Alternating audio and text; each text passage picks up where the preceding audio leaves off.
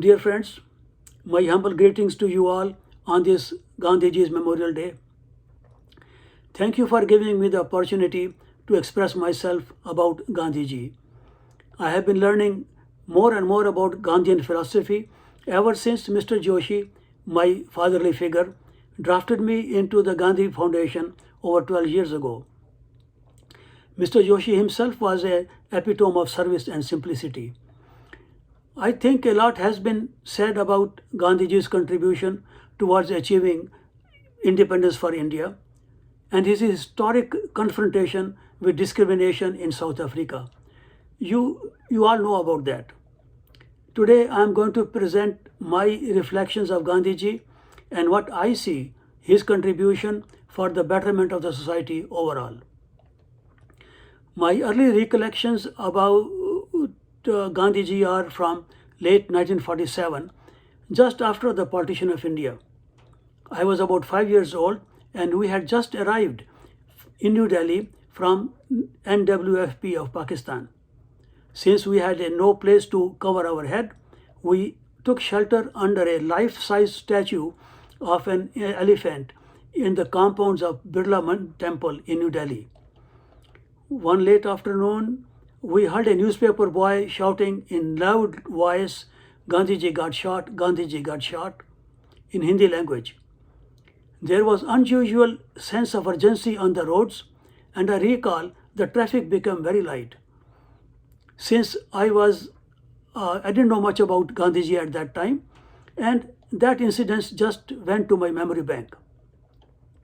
Over the following years, through my schooling, as we learned more about Indian independence, Gandhiji's name was being mentioned without fail.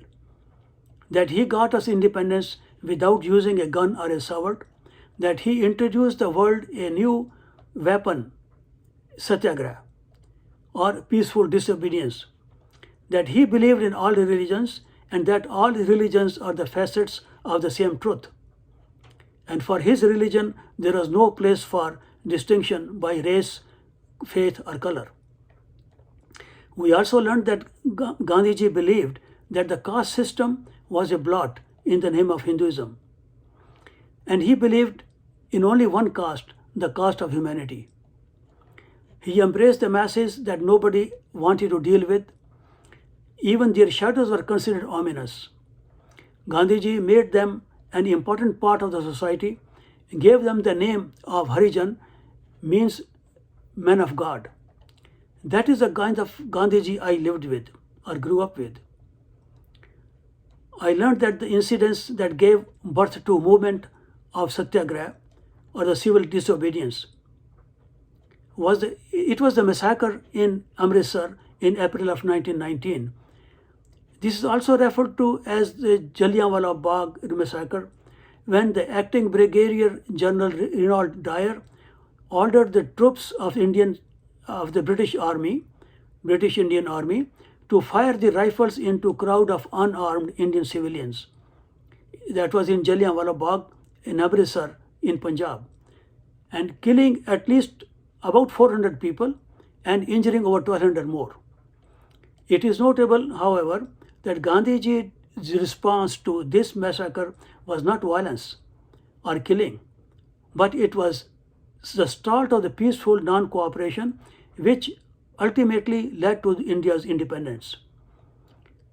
It reminds me of a famous quote by Gandhiji, "An eye for an eye will make the whole world blind." Gandhiji indeed was a real embodiment of non-violence and love.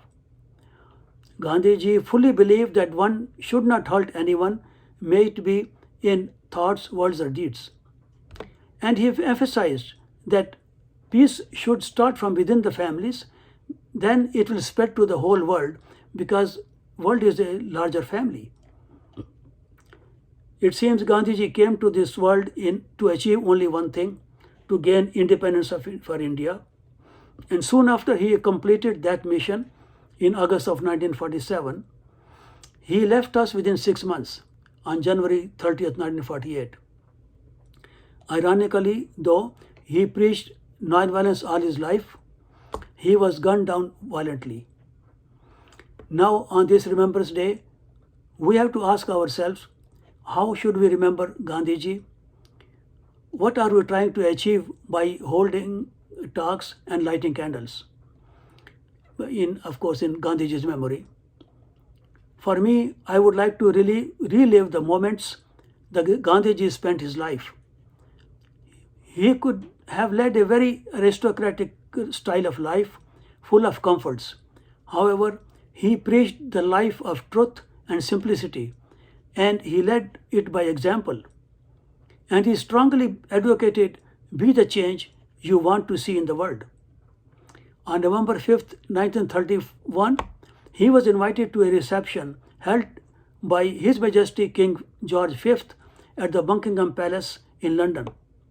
And Gandhiji attended it, but in his usual informal dress.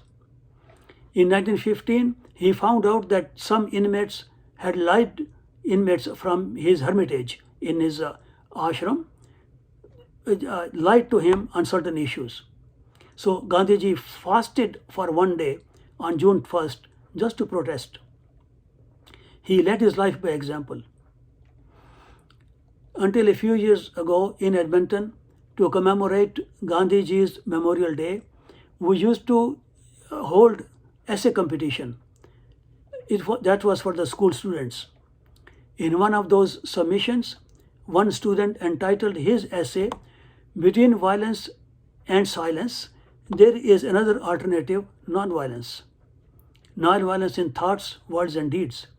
And that is how I would like to remember my Gandhiji on this Gandhi Memorial Day. Thank you.